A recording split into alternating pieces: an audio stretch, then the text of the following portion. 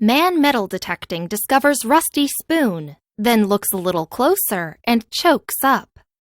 One stranger's trash is another's treasure. Is it a cliché? Sure, but sometimes it turns out to be incredibly true. Over in Scotland, a man with a metal detector heard a loud series of beeps. After getting his hands dirty, he found the source, and some careful polishing revealed the average Joe had dug up pieces of English history. But later on, the hunter wondered if it was worth all the trouble. Metal detectors in hand, Derek Millenin and his friend Reverend David Bartholomew went out onto the grounds of a church in Scotland. It appeared it was going to be a day like any other. McLellan had already searched the area for a year in vain. He wondered if his biggest triumph was already behind him. Lucky finders. Previously, McLellan had discovered an underground stockpile of medieval coins. Remarkably, he was just a few years into his metal detecting career. McLellan had quite a legacy for himself. But what about now? Treasure hunter duo. One day back in September 2014, McLellan went along to the grounds again. With his friend and armed with his metal detector, McLellan once again searched the surrounding area. Then the device whizzed awake. Underneath, the initial discovery was already a rarity. Buried underneath 2 feet of dirt, McLellan had picked up something that his device never managed to locate before. Excited, the treasure hunter began to dig. He hoped it was something more than some tin cans left by a litter bug. Dust off. Clearly, the find was much older. The hunters uncovered a silver arm ring first. Then there was a gold ingot, beads, and a decorated cup with possible Byzantine origins. Finally, the rusted spoon was taken out. It seemed like the least valuable item of the bunch, at first. Based on the age of the objects and their proximity to the church, it appeared that the cache was the product of a Viking raid. The Moradders frequently targeted religious sites for their precious metals and gemstones. These treasures must have been hidden away or left behind. Expert opinions. Following a bit of a cleanup, McLellan and Bartholomew contacted the authorities. This wasn't a purely altruistic move either. All of the artifacts were housed in the National Museums of Scotland, which promised a very lucrative payday to the finders. The Galloway Hoard.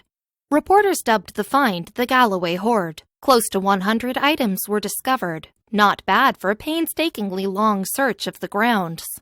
Once the relics were given over to the experts, they were carefully studied and catalogued. That was when the experts discovered that the spoon was something else entirely. Silver lining. Using a specialized instrument, the rusted spoon was revealed to be a religious artifact. More specifically, it was a 10th century Anglo-Saxon silver cross. It glimmered in its natural beauty, and historians eagerly analyzed the symbols etched across its surface. Presentation matters. The cross was to be worn, likely by a high-powered individual. Seen along its surfaces were the Gospel authors of the New Testament, symbolized by earthly figures. There was a man for Matthew, a lion for Mark, a cow for Luke, and an eagle for John. Thrilling as the discovery was, it also came with some questions. Twist in the mix. Namely, who was going to be paid for the find and how much? Originally, the plan was, should McLellan have discovered anything, a $3 million prize would be split up. That meant McLellan would take a share, and so would the Church of Scotland. Rules of reward. An unwritten rule among the metal detector community is that if any valuables are found, the cash reward is shared with the landowners. Yet an actual law of Scotland states something completely different, that these treasures are finders' keepers. Personal collection.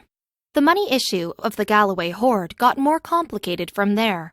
Reverend Bartholomew shifted his loyalties as the Church of Scotland realized his friend was going to take the reward for himself as he could. Granted, McLellan's intentions were pure. Other adventures. McLellan and his girlfriend Sharon went forward and created an organization that helped veterans. Called Beyond the Beep.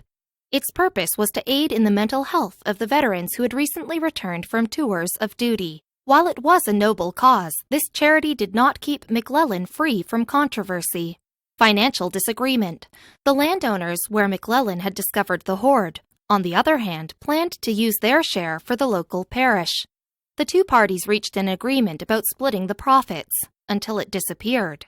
McLellin soon disappeared from negotiations and seemingly left the face of the earth.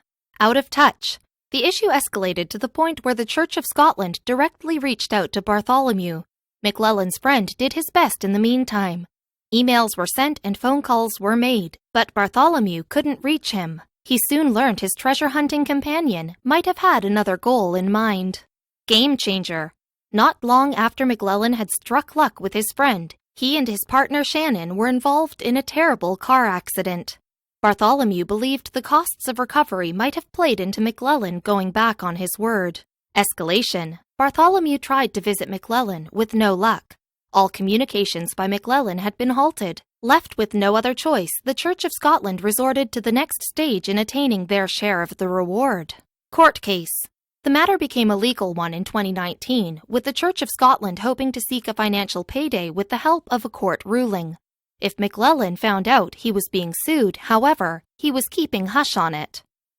Bygones or not, the friendship between Reverend Bartholomew and McLellin appeared to have fallen apart, if not ended altogether. Perhaps a repair is in the future for them. The odds might be against the happy ending depending on the judge's ruling. Museum stop. As for the Galloway hoard, the National Museums of Scotland made plans to settle the discoveries into a special exhibit. The silver lining of the find was that the experts could uncover a new chapter in British history, though it didn't necessarily end well for the men who discovered it. In fact, McLellin could now be facing some serious legal ramifications. Please make sure to subscribe and hit the bell so you never miss an upload from us. Also, leave a like right now.